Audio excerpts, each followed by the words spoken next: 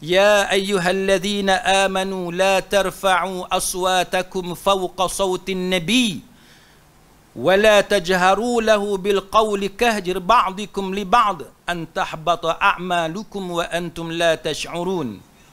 Imam Ibn Qayyim dalam I'lam Muwaqqi'in dia kata apa? Dia kata wahai orang-orang beriman, ni firman Allah, dia ulas tentang ayat ni, wahai orang-orang yang beriman, la tarfa'u aswatakum, jangan kamu angkat suara kamu, tinggikan suara kamu melebihi sautin Nabi, lebih daripada suara Nabi.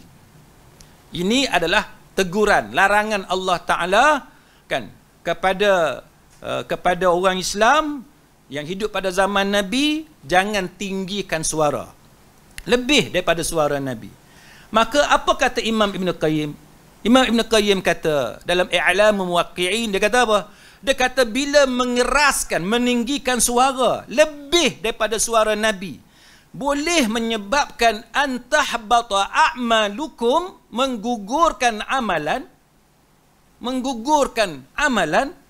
maka dia kata cuba bayangkan bagaimana dengan orang yang mendahulukan dan mengkedepankan pendapat ataupun akal ataupun perasaan ataupun politik ataupun ilmu pengetahuan lebih daripada apa yang diajarkan oleh Rasul.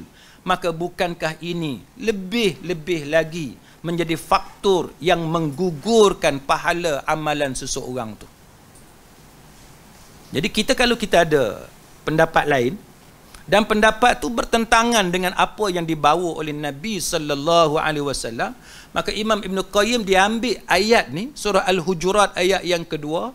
Ayat surah Al-Hujurat ayat yang kedua ni dia cerita pasal suara je, tinggikan suara lebih daripada Nabi.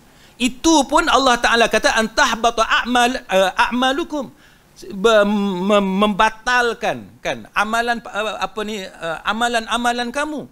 Maka Imam Ibn Qayyim kata kalau meninggikan suara pun boleh membatalkan amalan, maka macam mana orang yang dia pergi ambil hak lain dalam keadaan hak Nabi ada? Sebab tu kita nak kenal orang macam ni, kita tengok setiap kali Nabi ajar sesuatu, dia orang ajar tak benda yang Nabi ajar. Contoh, bila kita naik kenderaan, naik motosikal, naik flight, cruise, apa semua kan, kita diajar subhanallazi sakhkhara lana hadza wa ma kunna lahu muqrinin wa inna ila rabbina lamunqalibun. Dia pergi ajar apa? Doa lipat bumi. Lipat bumi. Kita ni bukanlah jahil sangat walaupun kita tak ada ilmu pun, tapi kita duk ingat kalau naik kenderaan yang kita duk mengaji selama ni dengan ustaz-ustaz di masjid di surau, doa dia subhanallazi sakhkhara lana hadza wa ma kunna lahu muqrinin. Tapi sebab apa ustaz-ustaz yang 2-3 orang ni dalam kuliah dia tak sebut yang tu? Pasal apa dia benci sangat untuk sebut, atau kenapa dia langsung tak bagi peluang sebelum nak cerita pasal lipat bumi ke lipat bulan ke apa ke, sebut dulu yang Nabi ajar. Itu pun dia tak sebut. Tuan-tuan tak percaya, kalau tuan-tuan rajin cuba tengok YouTube kuliah-kuliah dia orang ni. Kalaulah di peringkat awal dia cerita dulu sunnah nabinya macam ni, dalam Qurannya macam ni, hadis ni, dia ikut ranking tu kan. Lepas tu dia cerita yang ulama muktabar dalam Al-Azkar Imam Nawawi. Lepas tu baru dia pergi dekat ulama-ulama yang kemudian, barulah datang lipat bumi ke apa ke. Tu tahanlah juga. Tapi ni tak hak ayat Quran subhanallazi sakhkhara lana hadza, semua ni yang Nabi ajar semua ni, hak tu tak disebut. Tiba-tiba dia terus pergi kepada hak benar mengarut.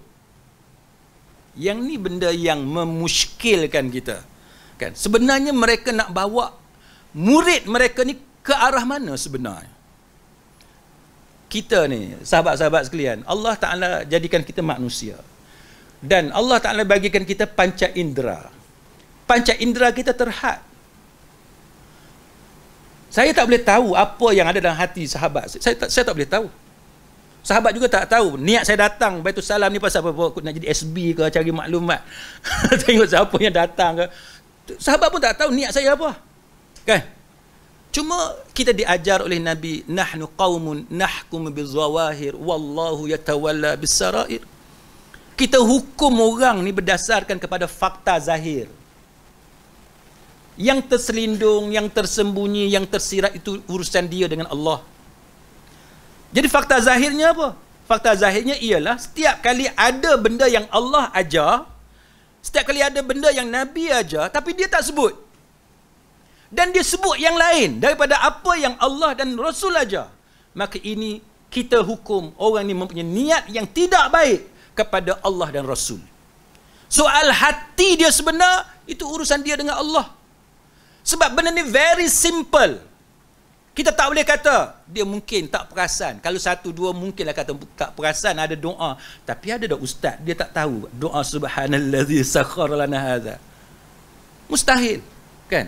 Kalau satu dua kes mungkinlah kita kata dia tak perasan. Tapi bila kita tengok dia punya pattern tu kita nampak setiap kali ada yang Allah dan Rasul ajar, yang tu dia tak sebut, dia sebut yang guru dia, dan benda yang guru dia ajar dekat dia tidak ada dalam Quran dan hadis, yang ni kita boleh syak bahawa dia mempunyai niat yang tidak baik untuk mengalih fokus orang Islam daripada Quran dan hadis kepada apa yang dibawa oleh guru dia. Yang ni yang kita panggil taksub ataupun fanatik kepada guru.